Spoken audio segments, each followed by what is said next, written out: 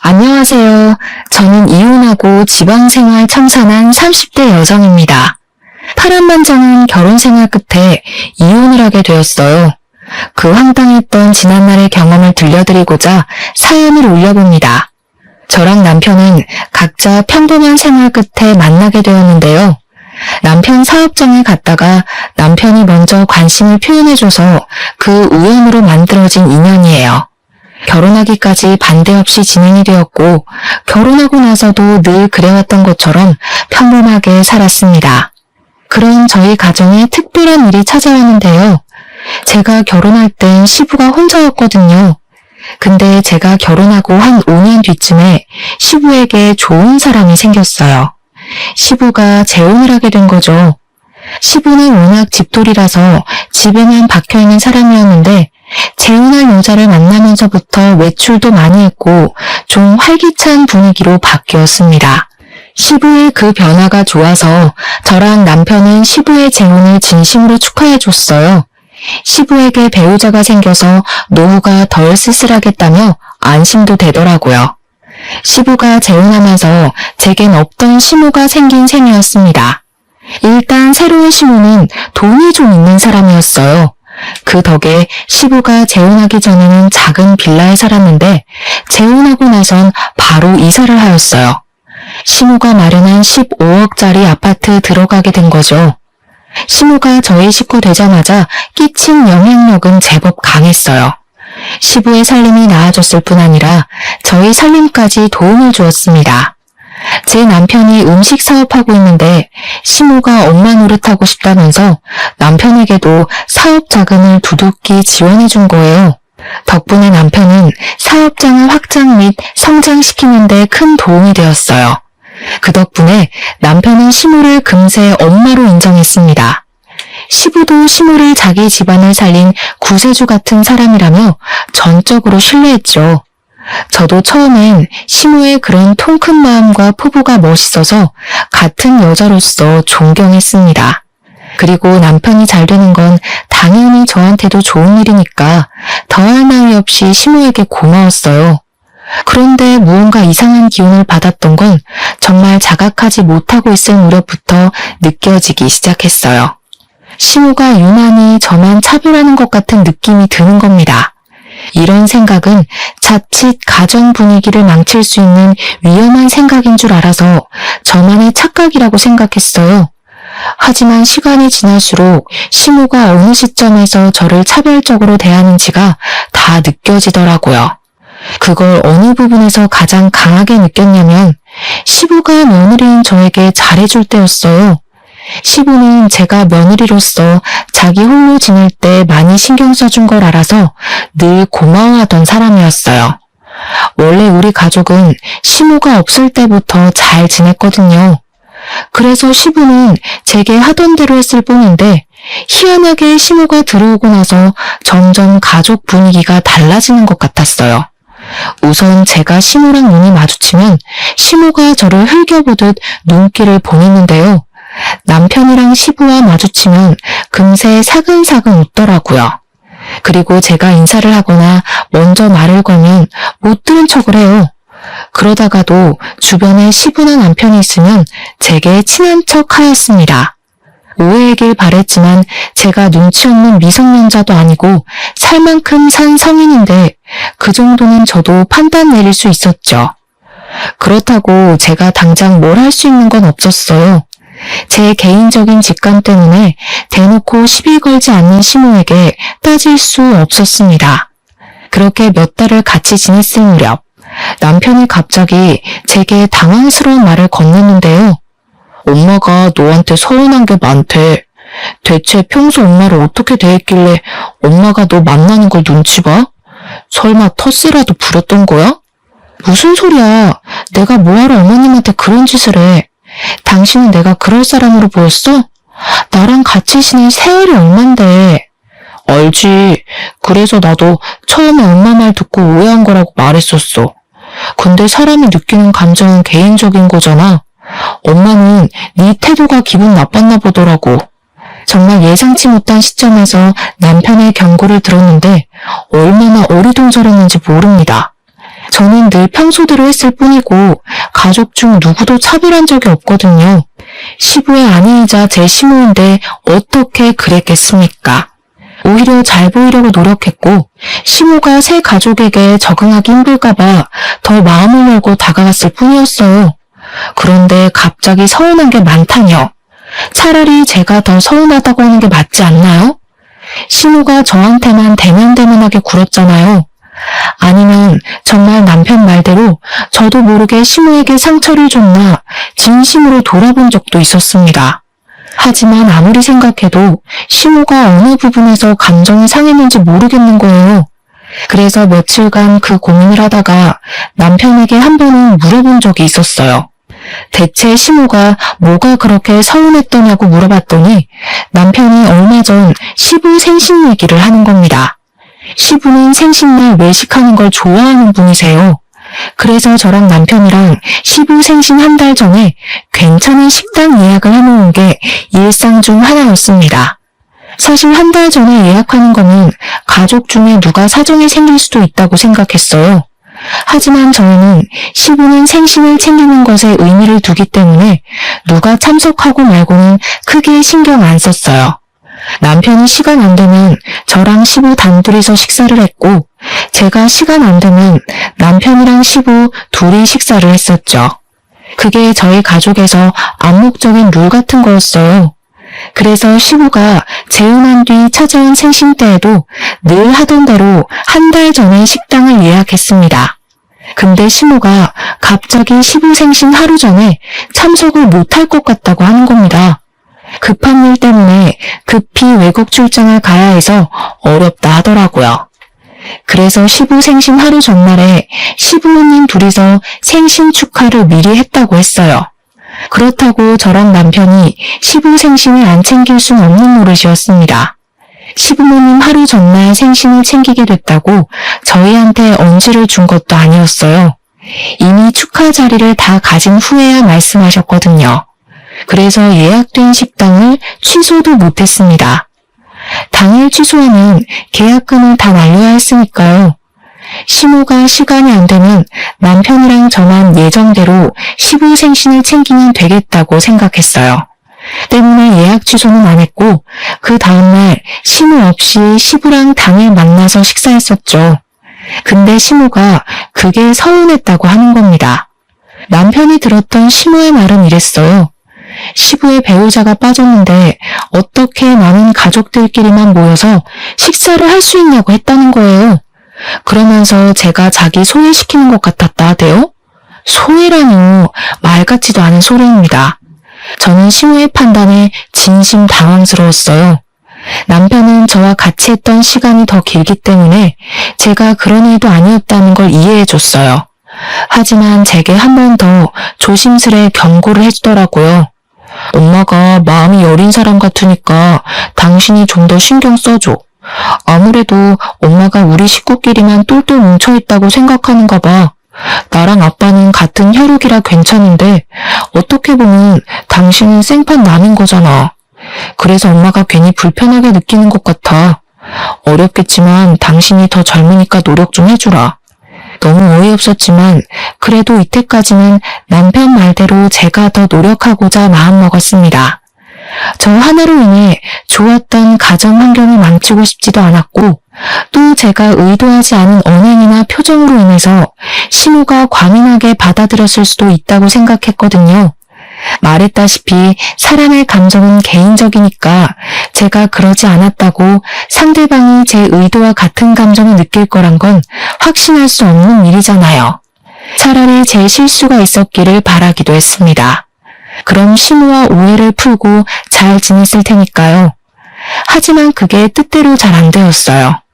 시모의 당황스러운 태도는 제가 조심하고 신경 쓴다고 되는 게 아니란 걸 알았습니다. 어느 날 있었던 일인데요. 남편이 시모 덕분에 사업적으로 굉장히 승승장구했거든요. 그 때문에 남편은 시모한테 정말 헌신하는 아들이 되었는데요.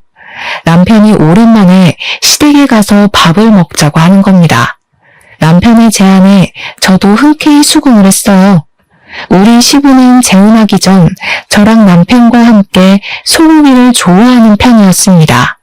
그래서 식사를 하게 되면 주로 소고기가 메인이었고 이것 또한 암묵적인 텔레파시 같은 거였어요. 사실 소고기 잘 못 먹는 사람 없잖아요. 저는 당연히 시모도 좋아할 줄 알았습니다. 남편도 시모에게 물어볼 생각 안 하고 소고기 싫어하는 사람 어디 있냐면서 당연하게 한우를 구매해 시댁을 방문했어요. 가니까 시모가 먼저 우리를 반겨주더라고요. 시부랑 남편이 있어서 그런지 제게도 친절한 눈웃음을 보여줬습니다. 그때쯤엔 제가 시모의 이면적인 얼굴을 더 많이 봤던 때라 시모가 제게 웃어주는 것이 더 어색했을 때였죠. 저는 시부모님에게 인사드리고 바로 식사 준비를 시작했습니다. 그러자 시모가 또 보여주기 식으로 저를 돕기 위해 주방으로 들어오더라고요. 그리고 남편이랑 같이 장봐온 소고기를 막 들추더니 시부랑 남편한테까지 안 들리는 작은 목소리로 제게 말을 걸어왔어요. 어떻게 먹을 게 고기밖에 없다니? 지금 한우만 사온 거 맞지? 뭘 준비할 땐 어른한테 먼저 연락해서 허락을 받는 게 예인데. 이것도 네 의견이야? 네? 저희는 평소 같이 밥 먹을 때 꼭 소고기를 먹었거든요. 남편도 어머님께서도 소고기 좋아하실 것 같다고 굳이 물어볼 필요 없다고 해서요. 소고기 안 좋아하세요? 남편이 그렇게 얘기를 해도 마누라 되는 사람이 한 번 더 시부모님한테 확인을 했어야지. 센스가 있는 편도 아니구나. 됐으니까 내가 전복 사온 거 있거든. 그것도 손질해 놔라. 저한테 그런 식으로 불평을 늘어놓는 시모는 냉장고에서 골드키위 2개를 꺼내서 거실로 가버렸습니다. 식사하기 전에 골드키위를 먹으면 건강관리에 도움된다나 뭐라나. 그러면서 시부랑 남편을 엄청 챙기더라고요. 시부랑 남편은 집에 선녀 같은 사람이 들어왔다고 엄청 좋아했어요. 기가 막혔지만 이따만 해도 시모가 그 이후로 별다른 시비 없이 넘어가서 별로 신경 안 썼습니다. 그렇게 저희는 식사를 잘 마치고 귀가까지 했어요. 그런데 남편이 자기 전 심각한 얼굴로 통화하고 오더니 갑자기 저한테 어처구니 없는 소리를 하더라고요. 방금 아빠한테 전화 왔는데 엄마가 지금 속상해서 잠도 못 자고 있대. 고기 별로 안 좋아하는데 억지로 먹었다고 하더라고. 엄마가 너한테 눈치 줬다는데 몰랐어? 잘 먹고 나서 왜 갑자기 그런 소리를 한대? 눈치는 무슨 눈치. 그냥 전복회 손질하란 말만 하셨지. 고기 싫어한다는 소리는 안 했는데? 그게 그 말이잖아. 네가 눈치채고 빨리 말해줬으면 내가 나가서 해물류 사오는 건데. 엄마 지금 기분 많이 상하셨어. 당신이 자기 계속 엄마를 이방인 취급하는 것 같다면서 눈치 너무 보인다고 하더라. 저 때문에 시모가 식사한 것도 다체해서 소화제를 마시고 있다는 남편의 말을 들으니 이젠 정말 미치고 팔짝 뛸 노릇이었습니다. 시모는 가족 중에서 제게 가장 서운하다면서 자기를 마음에 안 들어하는 것 같고 시어머니로 인정 안 하고 싶어하는 것 같은 말까지 했다고 하더라고요. 이게 무슨 말도 안 되는 소리인지 모르겠는 겁니다. 솔직히 이쯤 되니까 시모가 피해망상이라도 있나 싶었어요. 그게 아니고서야 매사에 제 행동을 부정적으로 평가하는 게 이해가 안 되었으니까요. 근데 여기서 더 짜증났던 건 시모보다 남편의 태도였어요. 내가 몇 번을 말했어. 엄마가 좀 예민한 편이니까 신경 써달랬잖아. 안 그래도 재혼한 것 때문에 엄마 혼자서 우리한테 잘하려고 얼마나 스트레스 받고 있는데 대체 내가 뭘 어떻게 신경 써줘야 하는데? 나 거짓말 안 하고 아버님보다 어머님을 더 챙겼어. 나야말로 어머님이 날 마음에 안 들어해서 일부러 모함하는 것 같은데 하지도 않은 짓을 했다고 할 때마다 얼마나 어이없는지 알아? 야, 엄마가 우리한테 얼마나 많은 도움을 줬는데 어떻게 그런 소리를 할 수가 있어? 네가 뭘 실수했으니까 엄마가 소가리를 했겠지. 설령 네가 그런 적 없다고 해도 그냥 무조건 엄마한테 잘못했다고 해야 되는 거야. 원래 며느리는 그런 거잖아. 며느리가 무슨 노비인 줄 알아? 잘못하지도 않은 일을 무조건 사과하게. 지금 보니 당신도 웃긴다. 당신 머릿속에 고부관계는 며느리만 손해봐야 되는 거야? 그게 아니라 솔직히 막말로 당신 여태 시어머니 없어서 편하게 지냈잖아. 우리 아빠가 당신한테 시집살이를 시켰던 것도 아니고 나도 아빠도 당신 편하라고 얼마나 신경 쓰고 살았는데 당신도 이만큼 편하게 지냈으면 이제 시어머니한테 져주고 살 수도 있는 거 아니야? 나랑 아빠 생각해서라도 그래 줘야지. 남편이 시모를 굉장히 엄마로 생각해서 제게 서운함을 토로하는 건 아니었어요. 제 감이었지만 남편은 시모가 자기 사업에 돈을 퍼주어준다는 이유만으로 제 감정을 묵살하기로 마음먹은 것 같았습니다. 그저 시모의 심기가 불편할까봐 그것만 신경 썼고 시모가 자기 사업에 돈을 안 써줄까봐 걱정돼서 저를 나무라는 것 같았어요. 제 남편이 이런 무책임한 사람이 아닌데도 이렇게 막무가내로 참고 그냥 비위만 잘 맞추라 강요하는 것 보면 말이죠. 그 뒤로 저와 남편의 관계는 급속도로 냉각되었습니다. 제가 일방적으로 남편을 상종하지 않았기 때문이었어요. 남편과 대화를 하면 어쩔 수 없이 시모의 존재가 튀어나오기 마련이었고 그럼 저희는 사이 괜찮다가도 그날 하루를 통째로 망치게 되었으니까요. 언젠가부터 가정의 평화가 깨지자 제 하루하루는 솔직히 지옥과도 같았습니다. 남편 말대로 시부가 재혼하기 전만 해도 제겐 시모가 없었어요. 그래서 고부 갈등 겪을 일도 없었고 따로 시모란 존재로 인해 스트레스 받을 일도 그저 남일이었죠. 하지만 그렇다고 새로 생긴 시모에게 고나리질을 당연히 당해야 한다는 논리는 납득할 수 없었습니다. 고부 갈등과 시모의 지적질이 며느리의 숙명이라고 말하는 남편에게 너무 서운했어요.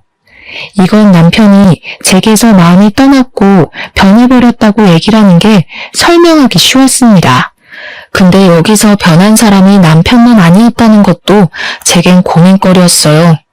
평소 남편보다 저를 더 많이 아꼈던 시부가 남편 못지않게 돌변해버렸는데요.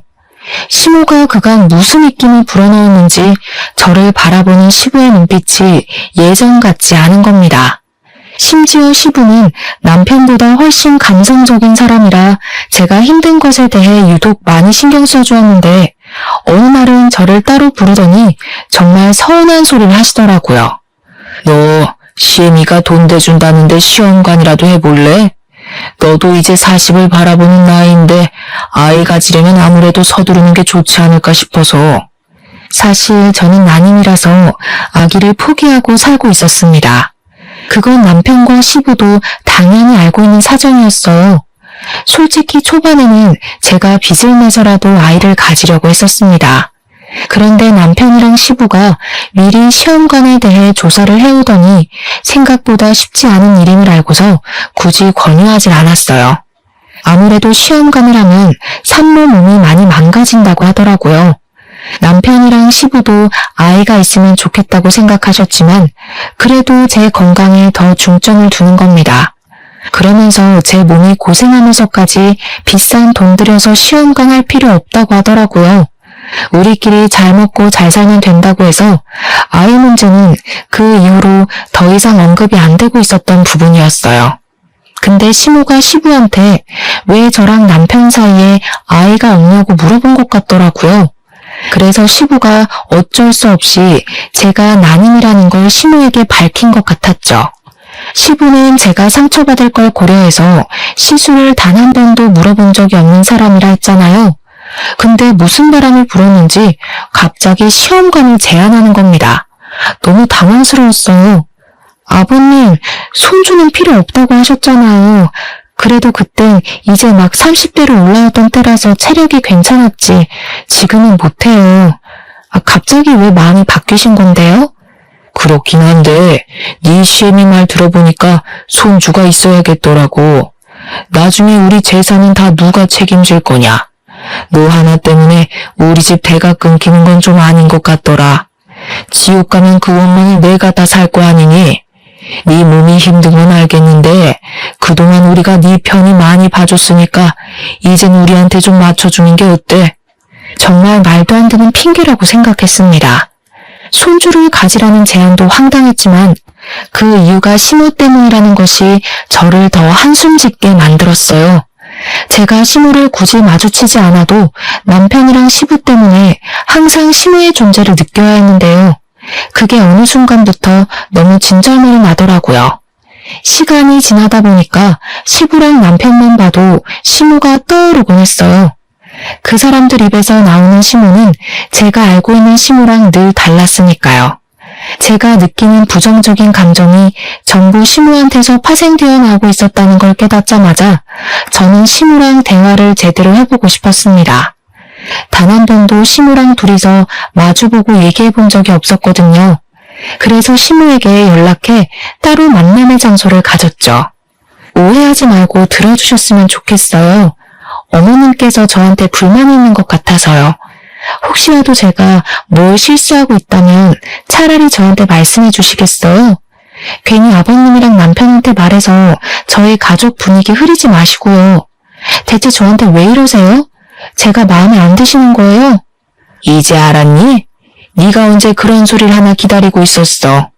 내 예상보다 좀 더 오래 걸리긴 했지만 이제라도 눈치챘으면 이혼도 좀 해줄래? 저 이때 잘못 들은 줄 알았습니다. 그래서 시모에게 되풀이되는 질문을 다시 했었죠.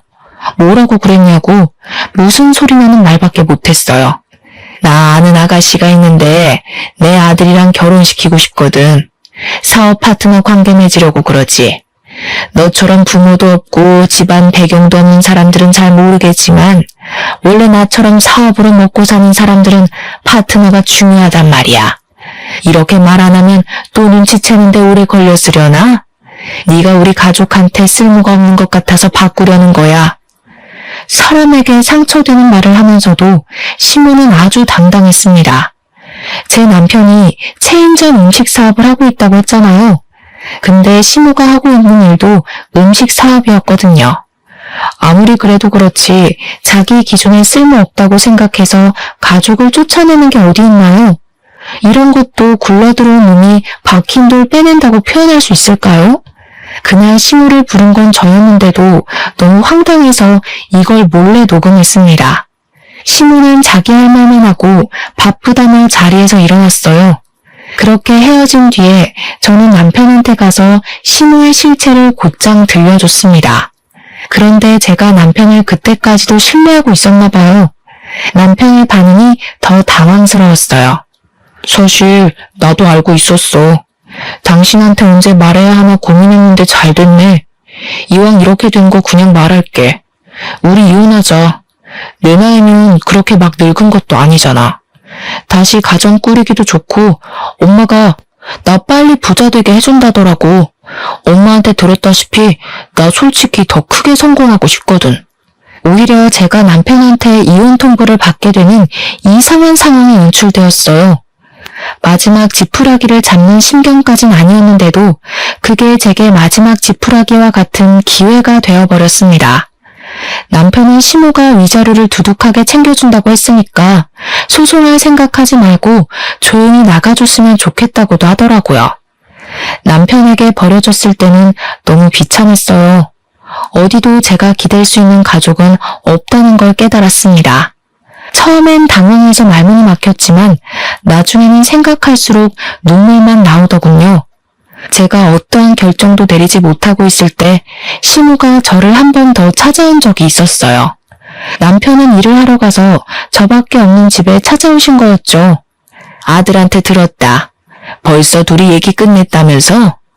약속대로 위자료는 네가 소송해서 받을 돈보다 넉넉할 거야. 이 정도면 너도 그렇게 서러운 입장은 아닐걸? 그동안 우리 식구 위해서 수고한 노력이 가상해서 꽤 많이 쳐줬어. 서로 잘해보자고 이러는 거니까 너무 서운해하지 말았으면 좋겠네. 제 생각엔 처음부터 이럴 작정이었던 것 같은데 정말 그깟 사업 때문에 멀쩡한 식구를 내쫓으려는 거예요? 몇 번을 말해야 알아듣는 거니? 다신 우리 식구 앞에 나타나는 일 없었으면 좋겠어. 내 아들이 재혼했는데도 그 앞에서 걸리적거리면 돈 떼먹는 짓이나 마찬가지니까 조심 좀 해주고. 그렇게 시모는 떠났지만 제가 이혼 합의서에 도장을 찍을 때까지도 저를 붙잡는 사람 아무도 없었습니다. 그렇다는 말은 결국 시부를 말리는 사람도 없었다는 거죠. 근데 제가 집을 떠날 때 시부가 제게 마지막으로 그런 말을 하더라고요. 살다 보니 손주의 존재가 중요한 것 같아서 그러는 거니 속상해하지 말라고요. 그러니까 시부는 제가 시험관 수술을 하기 싫어서 차라리 이혼을 선택한 거라고 알고 있었어요. 시모가 시부에게 나쁘게 보이고 싶지 않아서 또 거짓말을 쳐놓은 것 같았습니다. 시부가 여전히 제게 가족이었다면 시모의 만행을 밝혀줬겠지만 사실 그렇게 했다가 남편한테 한번 배신당했잖아요. 시부라고 안 그럴 것 같지 않더라고요. 그래서 저는 그냥 시부에게 시모에 대해 말도 안 하고 나와버렸어요. 시부가 시모로 인해 망가진다면 그건 시부의 자업자득이라 생각했으니까요. 그리고 남편에겐 작별 인사도 안 했습니다. 시모 실체를 알면서도 자기 출세 때문에 저를 버린 파렴치한 인간이 아닙니까? 그 사람들이 얼마나 잘 먹고 잘 살지 모르겠지만 저도 이왕 이렇게 돼버린 거 깔끔하게 미련을 놓았어요.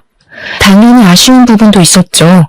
그래도 그 잠깐 위태로웠다고 막상 빠져나오니까 살만하더라고요. 시모가 제게 준 돈은 진짜로 위자료 받았을 액수보다 많았습니다. 덕분에 새 삶을 꾸리는 데는 그리 생활고를 겪지 않아도 되었어요. 고작 돈에 흔들려서 저를 버린 사람들에게 오히려 제가 더 잘 먹고 잘 산다는 걸 보여주고 있었습니다. 그래서 저는 재산 분할로 얻은 돈까지 보태어 집을 구했고 어느 고등학교 앞에 분식집을 차렸죠. 이혼 조정 기간은 한 달 동안 분식집을 시작했는데요. 학생들 유입이 많은 곳이다 보니까 분식집 장사는 처음부터 대박기를 걸을 수 있었어요. 또 아이들이 친화력이 좋아서 저를 금세 이모라고 부르며 다가와 주더라고요. 그 재미로 살다 보니까 생각보다 이혼에 대한 아픔은 빨리 잊을 수 있었습니다. 그렇게 이혼 조정 기간이 끝나고 이제 정말 제 삶의 자유를 얻었다고 생각할 때쯤이었어요. 우연히 시모의 모습 발견하게 된 겁니다. 시모가 나타날 만한 곳은 아니라서 제가 잘못 본 건가도 했는데 분명 시모였어요. 시모를 보자마자 지나갔던 악몽이 떠오르더라고요. 시모는 고등학교에서 나오는 웬 학생을 아는 체 하고 있었습니다.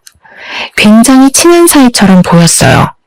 제가 결혼 생활하면서도 한 번도 본 적 없는 애라서 시모랑 무슨 관계인지 궁금했습니다. 아니나 다를까 그 아이가 분식을 먹고 싶다고 했는지 시모랑 고등학생 아이가 같이 제 식당으로 들어오는 겁니다. 저는 일단 급하게 모자를 눌러쓰고 마스크까지 하며 정체를 숨겼어요. 그래야만 시모와 그 아이의 관계를 엿들을 수 있을 것 같았거든요. 그렇게 주문 먼저 받았습니다. 그리고 최대한 그들의 대화를 엿들었죠. 그리고 저는 굉장히 충격받을 수밖에 없었어요. 저번 주 시험은 잘 쳤어? 우리 아들 고생하는데 엄마가 옆에 못 있어줘서 미안하네. 아빠한테 너 맛있는 거 사주라고 돈 보내줬었는데 아빠랑 맛있는 거 먹었어? 시모가 그 고등학생 아이한테 아들이라고 부르는 것에 무척 혼란스러웠어요. 분명 시모한텐 가족도 없다 했었고 결혼한 적도 없다고 했거든요. 그런데 아들이라뇨. 저 너무 놀라서 그 사실을 또 음성 녹음하기 시작했습니다. 나중에 시모가 나온 CCTV 영상 파일까지 저장을 해놨죠. 시모랑 그 고등학생은 실제 모자 관계 맞는 듯 했어요. 들어보니까 시모한테는 결혼 안 하고 사실혼 관계로 지내고 있는 불륜남이 있더라고요. 그 불륜남을 시모가 아이의 아빠라고 부르고 있었고 마찬가지로 아이도 시모와 그 불륜남을 부모라 칭하고 있었습니다. 그 관계는 시부랑 재혼하기 전부터였고 시부에게 접근한 건 시모 아들 빼곤 불륜남과 서로 짜고 치는 고스톱인 것 같았습니다. 시모는 자기 아들을 향해서 집이 곧 구해질 것 같으니 같이 살 날이 머지 않았다는 말을 하더라고요. 그러면서 자기 아들한테도 출장 얘기를 했는데 그 출장 얘기를 가만 들어보니까 얘기가 익숙한 겁니다. 생각해보니 제가 이혼하기 전 시모가 시부에게 한 번씩 출장 간다고 하고 집을 비울 때가 있었거든요. 그때 하던 변명과 거의 비슷한 거 아니겠어요? 그걸 들으니까 촉이 딱 오더라고요. 시모는 자기 아들에게 출장 얘기를 하고 시부랑 남편 있는 집에 가 다른 가면을 끼고 한 가정의 아내인 척 새엄마인 척 했던 거예요. 그건 바로 다 시부의 재산을 빼돌리기 위함이었죠. 결국 시모가 시부에게 거짓말하면서 출장을 갔던 이유 또한 사실 불륜남이랑 자기 아들을 만나러 다녔다는 것과도 일맥상통하는 셈이었습니다. 당시 시부가 갖고 있던 재산은 아파트 한 채와 남편의 가게였어요. 얘기하는 걸 듣자 하니 시모가 확실히 그걸 노리고 있었습니다. 너무 놀라운 사실이라서 몰래 더 알아보니까 시부 앞으로 들어간 사망보험금도 시모가 노리고 있었더라고요. 그러니까 시모는 여태 우리에게 말했던 이미지가 전부 거짓이었다는 거예요. 음식 사업한다고 했던 것도 거짓말이었고 돈 좀 있는 사람이란 것도 거짓말인 거죠.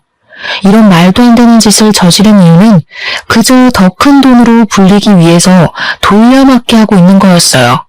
그 과정에서 제겐 빼먹을 재산도 없고 제가 부모도 없으니 받을 유산도 없는 존재잖아요. 그러니까 자기 계획에 방해된다고 생각해서 쫓아버린 거였어요. 게다가 제가 시모 뒤를 밟았다가 알게 된 또 다른 당황스러운 진실이 있었는데요. 시모가 저랑 이혼시키고 남편에게 사업 파트너 집안의 아가씨를 소개해준다 그랬거든요. 근데 사실은 남편을 꼬드기려고 붙인 아가씨가 불륜남의 배다른 딸내미인가 보더라고요. 결국 고등학생인 시모 아들만 이 사실을 모르고 있었고 시모랑 불륜남이랑 불륜남 딸만이 이 계획의 주인공들이었어요. 이미 그들과 저는 끝난 관계였지만 그래도 한때 법적으로 묶여있던 가족이었잖아요. 그러니 제게도 남일 같지만은 않더라고요. 너무 충격이었습니다. 그리고 한편으론 시부가 얼마나 무식했으면 이런 콩가루 같은 사람을 못 알아봤을까 그런 생각도 들었어요. 시부랑 남편은 여전히 시모의 존재에 대해 모르고 있을 겁니다. 이제 막 돈에 눈을 뜬 사람들이라서 만약 시모의 실체를 알았다면 저한테 연락이 왔을 거라고 생각하거든요. 시모는 한 며칠 출장 간다고 거짓말을 해놨는지 자기 아들 학교를 연이어 찾아왔습니다. 당연히 저희 분식집도 여러 번 들렸죠. 그때마다 저는 음식을 갖다 주며 그들 대화를 항상 녹음했어요. 그리고 이만하면 충분한 증거가 됐다고 생각했을 때쯤 시모에게 친히 목소리를 들려줬습니다. 시모가 계산하고 나가려고 할 때 모자랑 마스크를 벗었어요. 오랜만이네요. 근데 아들이 있는 줄은 몰랐어요. 듣자 하니 아드님은 아무것도 모르시는 것 같은데 좀 불쌍한 것 같기도 하고. 제가 모습을 드러냈더니 바로 저를 알아본 시모가 깜짝 놀라더군요. 그리고 가장 먼저 취했던 행동이 자기 아들을 간수하는 거였습니다. 영문 모르던 시모 아들은 시모가 먼저 가라고 내보내는 바람에 자리를 떴어요. 그러고 나서 시모는 이전보다 훨씬 더 예민해진 상태로 저를 향해 눈을 부릅떴습니다. 교활하게 내가 들락날락한 줄 알면서도 이제야 정체 드러낸 이유가 뭐야? 내가 위자료 두둑하게 줬으니까 다신 우리 눈앞에 나타나지 말랬지. 이러라고 내가 그 큰 돈을 덜컥 내준 줄 알아? 뭘 착각하셨나 본데 제 발로 찾아온 건 그쪽이에요. 다짜고짜 아들까지 모시고 와서는 묻지도 않은 말 알아서 뱉으셨잖아요. 네가 진작에 정체 밝혔으면 내가 여길 안 찾아왔을 거 아니야. 대체 무슨 생각으로 숨기고 있었던 거야? 뭐, 날 협박이라도 하려고? 굉장히 무서우신가 봐요. 보아하니 아직 계획하고 계신 게 마무리 안 되신 것 같은데. 여기서 다 들통나면 어떻게 되는 건데요? 사실 저는 상관없는 입장이라 그쪽이 망하든 저쪽 식구들이 망하든 상관없거든요. 시모는 그제야 뒤늦게 자신의 실수를 깨달은 것 같았습니다. 갑자기 태세를 전환하며 저를 붙잡고 제발 비밀로 해달라고 사정하더라고요. 그러면서 저보고 돈 필요하냐고 묻대요. 제가 자기처럼 돈에 미쳐서 사람을 위협하는 걸로 보였나 봐요. 자기가 대출받아서 얼마든지 돈 줄 테니까 남편이랑 시부한테만은 사실을 말하지 말라는 겁니다. 사실 저는 그 자리에서 시무 사과를 한참이나 보다가 알겠다고 해줬어요. 어차피 저는 위자료도 받은 사람이었고 정말로 어느 쪽이 망하든 말든 관계없는 일이라 생각했거든요. 그러니까 시모가 고맙다면서 비밀만 지켜준다면 저한테 충성을 다할 것처럼 굴더군요. 정말 고마워. 내가 그동안 쌀쌀맞게 군 건 너한테 악감정 있어서가 아니라 그냥 집에서 내보내려고 했을 뿐이야. 다른 악감정은 절대 없었어. 이제 우리 손잡은 거나 마찬가지인 거야. 혹시 돈 필요하면 언제든지 연락해. 시모는 끝까지 미안하다고 사과만 하더니 제게 손까지 흔들면서 자리를 떴습니다. 근데 미안하지만 저는 시모와의 약속을 지켜줄 생각이 없었어요. 죄 없는 사람을 괴롭히고 내몬 사람들이 행복하면 안 되는 거잖아요. 그래서 저는 시모가 가고 녹음을 마무리 짓자마자 파일을 전 남편한테 보내버렸습니다. 당연히 시모가 집에 가기 전에 이 엄청난 사실은 퍼지고 말았죠. 전 남편한테서 오랜만에 전화가 오더라고요. 생각 없이 받아봤더니 다짜고짜 화를 내는 겁니다. 갑자기 무슨 개수작이야? 우리 엄마가 했던 약속 잊었어? 위자료 줬으니까 나 재혼하는 길 방해하지 말랬잖아. 방해할 생각 없어. 오히려 너한테 도움 준 것 같은데. 여전히 돈에 눈이 멀어서 상황 판가름도 제대로 못하고 있네. 그 파일 믿든지 말든지는 네 선택이겠지. 돈을 포기할 건지 인생을 포기할 건지 잘 생각해보면 될 거야. 전 남편에게 주는 마지막 선물과도 같았습니다. 솔직히 제가 쫓겨나는 입장이었는데도 소송 못하고 합의 이혼했잖아요. 그 대가로 돈을 받았고요. 그래서 그런가 마음 한편에 억울함이 짓눌려 있었거든요. 이렇게라도 그 사람들에게 복수를 할 수 있다면, 이것이 제게 주어진 기회라면 저는 주저하지 않고 그 집안을 망쳐놓고 싶었습니다. 역시나 전 남편은 제가 보낸 녹음 파일 때문에 흔들리기 시작했어요. 제가 조작을 할 수 있는 능력이 없다는 것도 남편이 알고 있었고, 조작이라고 하기엔 시모 목소리가 너무 현실성 있게 다가와서 사실이란 걸 알았을 거예요. 그때쯤에 저는 CCTV 영상까지 전 남편한테 보냈습니다. 그랬더니 전 남편한테서 2번의 연락은 오질 않았어요. 분명 확인은 했는데 말이죠. 그리고 그날 저녁, 시댁은 결국 풍비박산이 난 듯 했습니다. 시모가 뒤늦게 저한테 전화와서는 쌍욕을 하면서 저 때문에 돈 날렸다고 소리치더라고요. 감히 내 뒤통수를 쳐? 너 내가 얼마나 무서운 사람인지 모르지? 나 우리 가족을 위해서라면 뭐든지 하는 사람이야. 네가 하는 가게 절대 가만 안 둘 거야. 쳐들어가서 다 망쳐놓을 거야. 멀쩡한 내 인생 망쳐놓은 사람이 누군데요? 그렇게 무능력하면 바보처럼 살 것이지 왜 사기를 쳐서 여러 사람 피곤하게 만들어요. 아줌마가 저한테 사과한 것도 솔직히 아줌마 살려고 머리 쓴 거잖아요. 제가 2번 당할 줄 아세요? 부모 없이 큰 것들이 이렇게 융통성 없고 독하기만 하더라. 너 지금 사람 잘못 건드린 거야. 내가 이대로 넘어갈 거라고 생각하면 오산이라고. 너 때문에 다 망쳤으니까 너도 나한테 받아갈 위자료 다 토해내. 한번 해보세요. 누가 더 망가질지 저도 궁금하네요. 일단 그쪽이 한 번만 더 주둥아리 함부로 놀리면 난 이제 아줌마 아들을 찾아갈 생각이에요. 멀쩡하게 학교 다니는 아줌마 아들 인생도 같이 시궁창 만들고 싶으면 계속 해봐요. 아줌마가 저한테 하는 것 2배로 아줌마 아들이 그대로 받게 될 거예요. 시모가 자기 아들을 바라보는 눈빛은 시부랑 남편한테도 보여주지 않았을 만큼 인정이 많았습니다.